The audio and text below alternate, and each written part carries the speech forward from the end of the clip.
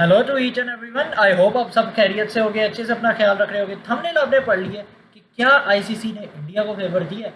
इसको sum up करते हैं, इसको आज एवेलुएट करेंगे कि क्या सच में फैक्ट्स क्या है, इसके पीछे लॉजिक क्या है, इसके पीछे फैक्चुअल चीज़ें क्या है, क्या ये इसमें हकीकत है, क्या इसमें सच में क्या कहते हैं आईसीसी ने इंडिया को फेवर किया है, क्या ये हकीकत पे मबनी है। इस पर ज़रूर बात करेंगे। वीडियो को लाइक कर दें, चैनल को सब्सक्राइब कर दें। देखिए, सबसे पहले मुझे आप लोगों को समझाना पड़ेगा आईसीसी का साइकिल। आईसीसी का साइकिल इस तरह से कि आईसीसी ने 2015 से लेकर 2023 तक एक साइकिल आईसीसी ब्रॉडकास्टर जितने भी होते हैं जो आईसीसी के इस टूर्नामेंट को ब्रॉडकास्ट करते हैं वो उनको बेचता है। उसका जो सबसे बड़ा शेयर होल्डर था, जो आईसीसी का जो सबसे टॉप ऑफ द पोडियम जो ब्रॉडकास्टर था जिसने शेयर खरीदा था, वो था स्टार स्पोर्ट, जिसने 1.95 मिलियन डॉलर्स 1.95 बिलियन डॉलर्स के ये राइट्स खरीदी थे, बिलियन डॉलर्स के। और उस टाइम वो सबसे ऊपर था और बाकी जो पार्टिसिपेटिंग नेशंस थी उन्होंने कुल मिला के किसी ने 100 दे दिया, किसी ने 50 मिलियन दे दिया, कोई बिलियन की लिस्ट में नहीं आ रहा था क्योंकि स्टार स्पोर्ट सबसे ऊपर था। और ये साइकिल में आप जो एसोसिएट मेंबर्स टीम जो होती है, जैसे कि आइलैंड है, यूएसए है, नेपाल है, इन सबको आईसीसी अप्रोक्सीमेटली 23 मिलियन डॉलर्स दे रहा था। और ये इनके खाते में आ रही थी 2015 से लेके 2023 का। ये जो 8 साल वाला साइकिल था, 8 साल वाला साइकिल में एसोसिएट मेंबर्स को मिल रहा था 23 मिलियन डॉलर्स। ठीक है, ये आपको समझ आ गया होगा कि स्टार स्पोर्ट्स ने खरीदा 1.98 मिलियन डॉलर्स का ये 8 साल का साइकिल, जिसमें सारे ICC tournament star sports cover करेगा। स्टार स्पोर्ट्स इसका हेड होगा, जिसमें मल्टीपल चैंपियन, एक champion trophy I, multiple T20 world cups आए, 2 आईसीसी के क्रिकेट वर्ल्ड कप्स आए, 2 टेस्ट चैंपियनशिप के फाइनल है। ये इधर तक तो आपको समझ आ गया होगा। फिर अब जो आईसीसी ने जो इस वर्ल्ड कप से ये जो नया साइकिल स्टार्ट हो रहा है, ये जो नया साइकिल स्टार्ट हुआ है जिसकी वजह से अब हमारा वर्ल्ड कप जो ऑर्गेनाइज्ड हो रहा है, वो जो मैंने आपको रील आपको याद होगा मैंने की थी कि आईसीसी ने इस बार 3000 मिलियन डॉलर्स के राइट्स खरीदे हैं स्टार स्पोर्ट्स से, खरीदे हैं। स्टार स्पोर्ट्स ने 3000 मिलियन डॉलर्स आईसीसी को दिया है, मतलब कि स्टार स्पोर्ट्स ने 3 बिलियन डॉलर्स के 2024 से लेके 2027 के साइकिल के आईसीसी टूर्नामेंट्स के राइट्स खरीदे हैं। और स्टार स्पोर्ट्स के साथ जो पार्टिसिपेटिंग कंट्रीज़ हैं, क्योंकि आईसीसी का ये जो टोटल रफ फिगर बन रहा है इस राइट्स को बेचने का, वो था 4 बिलियन डॉलर्स। तो बाकी पार्टिसिपेटिंग जो 11 नेशंस हैं, टेस्ट नेशंस की मैं बात करूँ, उन्होंने तकरीबन 200 मिलियन डॉलर्स दिए हैं। तो यहाँ से पता चल रहा है कि किसकी चलेगी किसकी नहीं, क्योंकि आईसीसी कोई चैरिटी तो है नहीं, आईसीसी कोई एनजीओ तो है नहीं कि वो उनको आसमान से पैसा आता है, उनको पता नहीं वो बैठे थे हैं तो उनको पेड़ से पैसे आ जाते। नहीं नहीं, आईसीसी को ऐसे पैसा नहीं आता। आईसीसी ऐसे ही प्लान आउट करता है क्योंकि एक पूरा शेड्यूल्ड बिजनेस है जिसको आप प्लान करते हैं according to the conditions and according to the venues. इसी वजह से हमें संडे को इंडिया पाकिस्तान देखने को मिलता है। ऑस्ट्रेलिया इंग्लैंड हमें अक्सर हमें क्या कहते हैं संडे या सैटरडेज़ को मिलते हैं, जो प्राइम टाइम मैचेज होते हैं। फाइनल हमें संडेज़ को मिलते हैं, सेमीफाइनल हमें नियर टू वीकडेज मिलते हैं जहाँ पे अच्छी ऑडियंस आ सके। तो ये चीज़ बड़ी इंडिया को कल क्रिटिसिज्म झेलने की मिली है कि इंडिया का गुयाना में क्यों उन्हें प्रीसीडिंग्स क्यों डिसाइड थी। इसका भी आगे चल के मैं आपको बताऊँगा। आपको यहाँ तक तो समझ आ गया कि स्टार स्पोर्ट्स ने 3 बिलियन डॉलर्स के राइट्स खरीदे। 3 बिलियन डॉलर्स के इस 2024 से लेकर 2027 का जो 3 साल का साइकिल है, वो 8 साल के साइकिल में स्टार स्पोर्ट्स ने 1.98 बिलियन दिए थे। इस बार 3 साल के साइकिल में 3 बिलियन दिए। तो आप देख रहे हैं कितना प्रॉफिट में जा रहा है आईसीसी और कितना मैसिव बूस्ट आया आईसीसी के पास। और जो एसोसिएट मेंबर को, जो मैंने अभी पहले बताया कि आईसीसी 23 मिलियन देता था 8 साल के साइकिल में, अब उन्होंने वो बढ़ा के 63.1 मिलियन डॉलर्स कर दिए, यूएसडी डॉलर्स, जो कि 3 साल का साइकिल है। कंपैरेटिवली अगर आप 8 साल के साइकिल से करें तो ये 3 साल के साइकिल में दुगना आईसीसी को प्रॉफिट हुआ है। प्रॉफिट इसी वजह से हुआ क्योंकि स्टार स्पोर्ट्स ने ज़्यादा रेवेन्यू जनरेट करके दिया आईसीसी को, और आईसीसी के पास इसी वजह से पैसे आए हैं क्योंकि स्टार स्पोर्ट्स किसका है? स्टार स्पोर्ट्स तो इंडिया का है। तो फिर किसकी सुनी जाएगी? क्योंकि ब्रॉडकास्टर जब पैसे लगाएगा, आप लोग 2027 में मतलब क्या कहते हैं ख़त्म हो जाता है साइकिल, युगांडा आके 4000 मिलियन डॉलर्स देगी। 4 बिलियन डॉलर्स अगर वो आईसीसी को देती है तो युगांडा का मैच उनके प्रेफर्ड जोन पे होगा, युगांडा भी होस्ट कर सकता है वर्ल्ड कप। ये होता है ब्रॉडकास्टर का लिस्ट। इसमें एक और चीज़ आप लोगों को बड़ी अहम है जो आप लोगों को क्या कहते हैं पता होनी चाहिए कि शेड्यूलिंग का क्या हिसाब है, कि शेड्यूलिंग कौन बनाता है, कौन असल में शेड्यूल क्या कहते हैं लॉन्च करता है और कौन इस शेड्यूल को लीड करता है, शेड्यूल मीटिंग को जब आईसीसी के ये इवेंट्स की शेड्यूल होती है। आईसीसी के जितने भी इवेंट्स हैं उन सब का शेड्यूल बनाता है ब्रॉडकास्टर।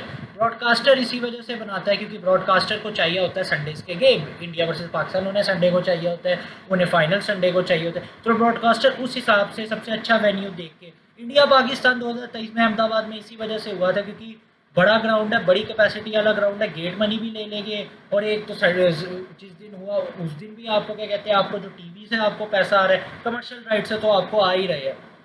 तो star sports association with ICC इस शेड्यूल को बनाते हैं और ये शेड्यूल ऐसे बनता है कि शेड्यूल का एक ड्राफ्ट बना दिया जाता है। जब बन जाता है शेड्यूल तो जितनी भी कंट्री है जो पार्टिसिपेट कर रही है इस वर्ल्ड कप में उन सबको एक ड्राफ्ट ईमेल कर दिया जाता है और उन सबका टिक मार्क ले लिया जाता है, उन सबकी अप्रूवमेंट ले ली जाती है कि आप लोगों को कोई इतराज़ तो नहीं है, कोई मसले मसाइल वाली बात तो नहीं है, आप लोग खुश है इस शेड्यूल से, तो हम क्या कहते हैं शेड्यूल लॉन्च कर दें अपनी ऑफिशियल वेबसाइट पर। जब सारी पार्टिसिपेटिंग टीम्स सारी पार्टिसिपेटिंग टीम्स और बोर्ड्स के मेंबर्स इस सबको टिक मार्क लगा देते हैं तो शेड्यूल हम सबके सामने आ जाता है, जो हम फैंस हैं उन्हें हमें शेड्यूल मिल जाता है। लेकिन अब आपके दिमागों में ये सवाल होगा कि क्या अगर क्या कहते हैं कोई बोर्ड रेज कर दे आज शेड्यूल में मसला है, नहीं नहीं ये ऐसे होना चाहिए, ये ऐसे होना चाहिए, कोई एलोकेशन आ जाए, तो उसमें ये चीज़ आपको तब करनी है जब वो ईमेल आपको किया गया तब आपने मसला उठाना है। ये नहीं कि अब आप ये कहते हैं गुयाना में आप सेमीफाइनल हार गए तो जैसे इंग्लिश मीडिया रोना शुरू हो गया कि ये क्यों किया इंडिया का मैच, ये आप जाके अपने बोर्ड को कहे क्योंकि आपके बोर्ड ने टिक मार्क लगाया था कि इंडिया अगर अपना कोई भी क्या कहते हैं सुपर 8 में कहीं भी एंड अप करता सेमीफाइनल के लिए तो वो गुयाना में ही खेलता। उसके पीछे भी लॉजिक है।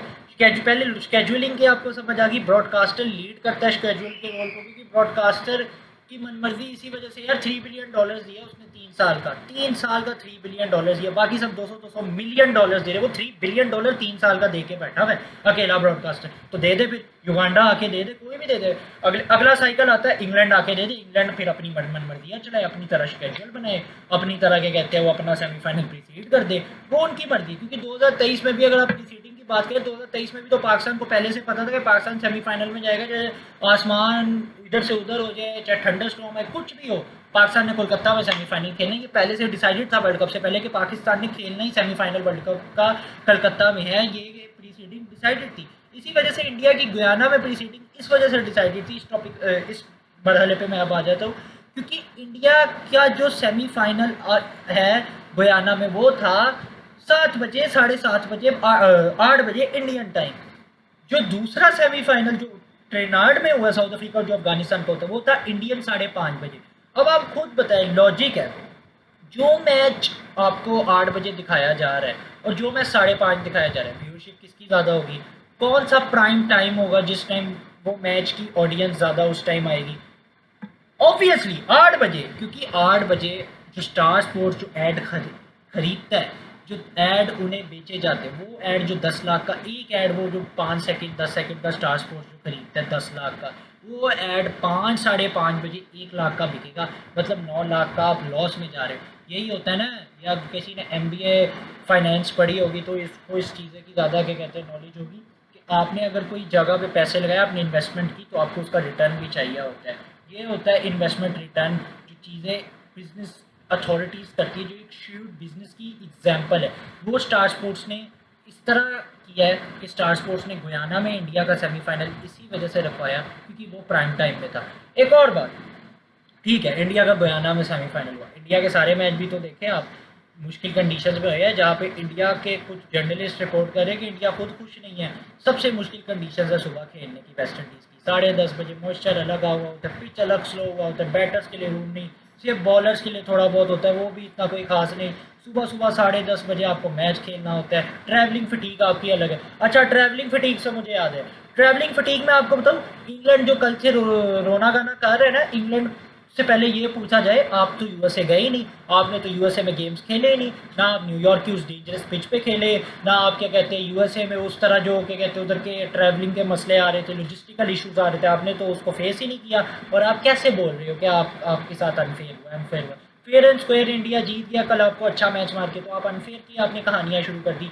इसका भी अब मैं आपको बताता हूँ इसके पीछे क्या क्या कहते हैं सच है। इसके पीछे सच ये है कि इंडिया ने इस वर्ल्ड कप में 6523 किलोमीटर, तकरीबन 6,500 किलोमीटर ट्रैवल किया है और अगर हम कंपैरिजन करें इंग्लैंड से, तो इंग्लैंड ने सिर्फ 1524 किलोमीटर्स ट्रैवल किया है, जो कि अप्रॉक्सीमेटली बनते 1,500, मतलब 1,500 का आप कंपैरिजन करें 6,500 से, ज़मीन व आसमान का फ़र्क है। ना इंग्लैंड की कोई ट्रैवल फिटिंग, चले ये सब छोड़ दें, इंग्लैंड तो बारबेडोस में संडे को जीत के आया था, उनकी तो थोड़े सा उन्होंने फ़्लाइट ली, चार्टर फ्लाइट लेके वो आ गए, 3 दिन पहले वो आ गए थे, 3.5 दिन पहले।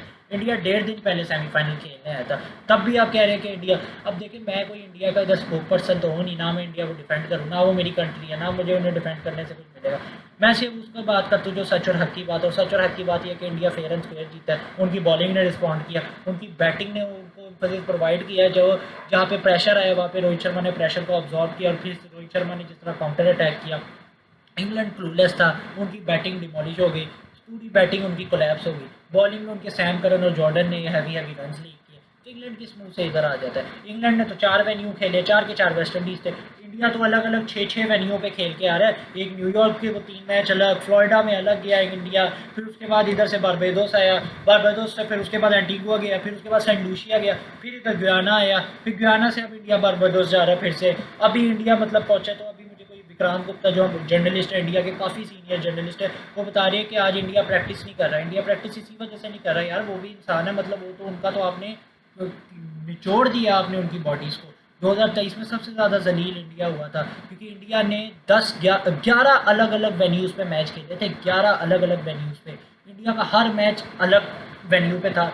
इतना ट्रैवल इंडिया ने किया था, इतना ट्रैवल फटीक इंडिया को हो गया था कि फाइनल में वो हमें नज़र भी आया था। तो इंडिया ही हर वक्त इंडिया क्या ही इंडिया के खिलाफ नहीं जा रहा, अगर हम दूसरे क्या कहते हैं पॉइंट ऑफ व्यू से सोचें कि जहाँ पे प्लेयरों को रोबोट बनाया हुआ है, प्लेयरों को बिल्कुल क्या कहते हैं समझते हैं कि प्लेयर क्या कहते हैं प्लेयर एलियन है, प्लेयरों को कोई क्या कहते हैं उनका मसल पुल ही नहीं होगा, वो लोग थकान महसूस ही नहीं करते, तो ये सिर्फ एक लॉलीपॉप है, उससे ज़्यादा कुछ नहीं। इंडिया फेयर एंड स्क्वायर जीता, मैं बार बार कह रहा हूँ। और फिर से मैं आपको बता दूँ, ये इंडिया को आईसीसी ने फेवर नहीं की, इंडिया को कोई फेवर नहीं किया आईसीसी ने, लेकिन हाँ आईसीसी ने फेवर की है, बिल्कुल की है आईसीसी ने फेवर।